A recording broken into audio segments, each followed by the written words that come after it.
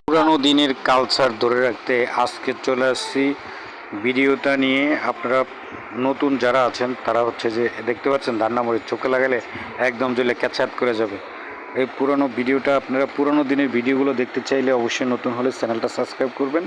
আজকে দেখাবো আপনাদেরকে যে প্রতিবেশীরা আসলে বাড়ির থেকে কিছু আনা নেওয়া করলে, পার্শ্ববর্তী ভাড়াটিয়া থাকলে তার প্রতি হচ্ছে যে কৃতজ্ঞতা, মানবতা বোধ তাকে দেওয়া বা আপনি তাকে কিছু দেওয়া, এরকম কিছু তথ্য।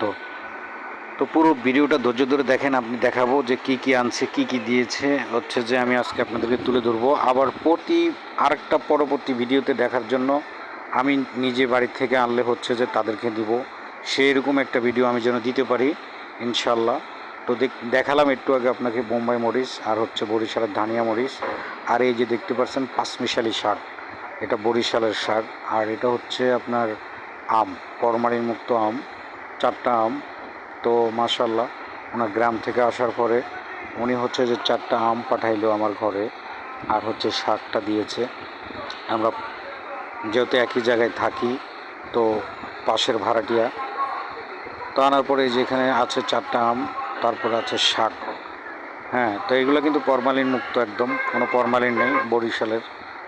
তো তারপরে আছে হচ্ছে যে ওই যে মরিচ, এই হচ্ছে বরিশালের মরিচ, আর হইলো বোম্বাই মরিচ। তো আমি আবার ওনাকে কি দিব ওইটা দেখার জন্য আপনারা পরবর্তী ভিডিওর জন্য অবশ্যই থাকবেন। আমিও আপনাদেরকে দেখাবো যে কি কি দিচ্ছি। এরকম কালচারগুলো আপনারা ধরে রাখেন ইনশাল্লাহ।